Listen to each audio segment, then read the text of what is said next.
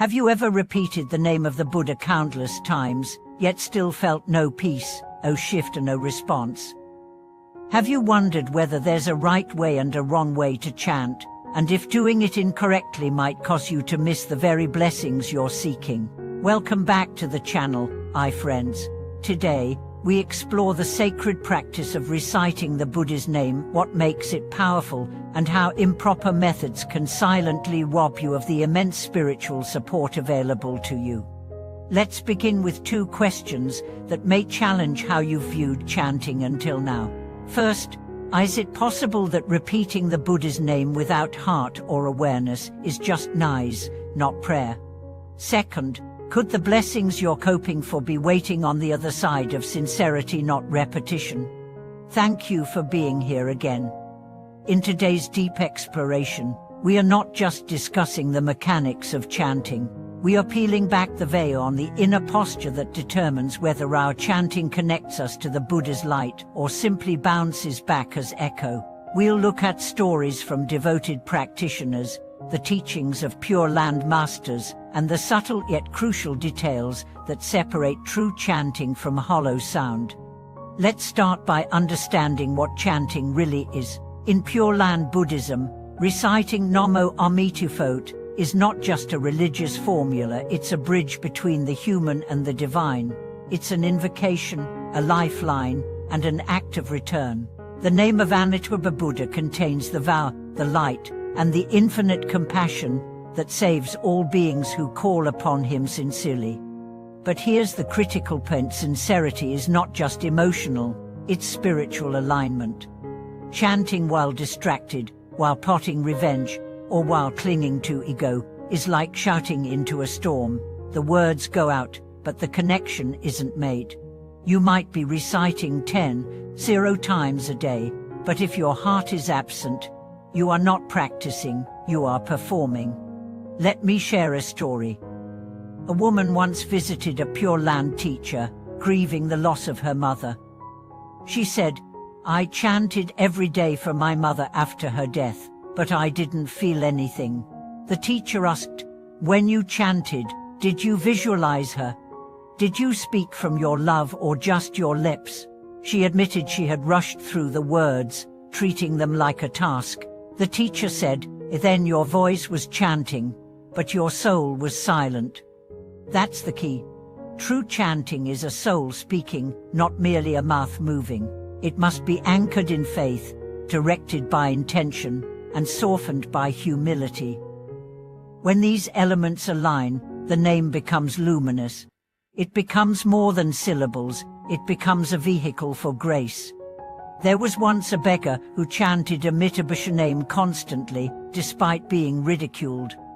When he died, a golden light surrounded his body. Villagers were shocked. How could someone so poor, so lowly, receive such an honor? Because his chanting wasn't for display, it was his whole life. Every breath he had was an offering, and the Buddha responded. Contrast that with someone who chants mechanically for status, for praise, for rewards. Their voices might be loud, but the inner door remains closed. Not because Amitabha withholds, but because their own mind resists receiving. Another mistake many make is using the chant as a form of escapism. When life gets difficult, they chant not to connect with the Buddha, but to suppress pain.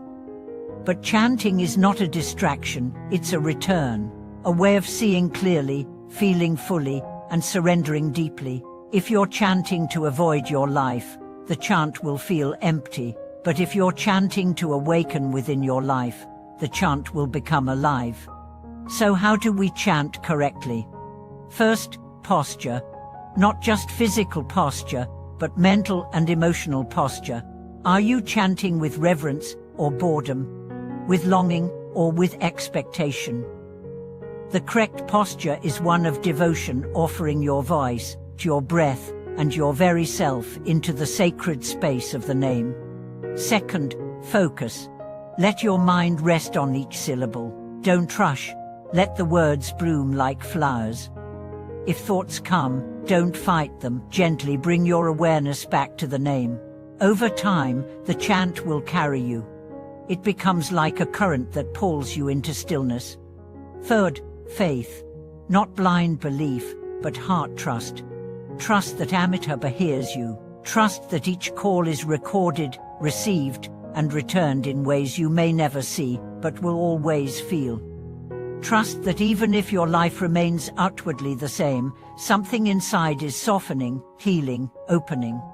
Let me tell you another story. A man's life was full of suffering, failed business, broken family, illness. He turned to chanting in desperation. At first, nothing happened. But he kept going. Not to get something, but because he had nowhere else to turn. Weeks passed. One morning, he awoke and felt peace, not joy, what success, but a quiet clarity. He realized that although his circumstances hadn't changed, he had. He was no longer drowning. He was floating. That's what the name does, it lifts.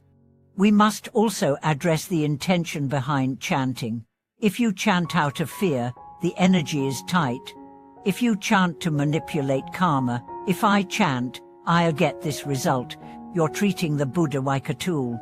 But if you chant out of love, trust, surrender, that's when the practice transforms you. The Pure Land masters often emphasized one-mindedness. This doesn't mean the absence of all thought, it means singleness of purpose. Like a child calling their mother with genuine longing, not formality. When a child calls mother with fear or joy, the mother responds instantly. So it is with the Buddha. There's a famous teaching, even 10 recitations, if done with sincerity, can bring rebirth in the Pure Land. It's not about quantity, it's about quality. One breath of pure calling can be worth more than a lifetime of empty repetition. Also, be mindful of reciting while multitasking. Chanting while checking your phone, watching TV, or chatting with friends weakens the thread. The practice becomes diluted. Give it your full presence, even if only for 5 minutes. Let those 5 minutes be whole. And remember, chanting is not always about results. Sometimes you won't feel anything. That's okay. Like clouds covering the sun, your clarity may be hidden, but the light is still there. The chant works in hidden ways. It chisels the heart, polishes the mind, and creates karmic bridges that last beyond this life. In moments of doubt, repeat the stories of those who were saved by a single call.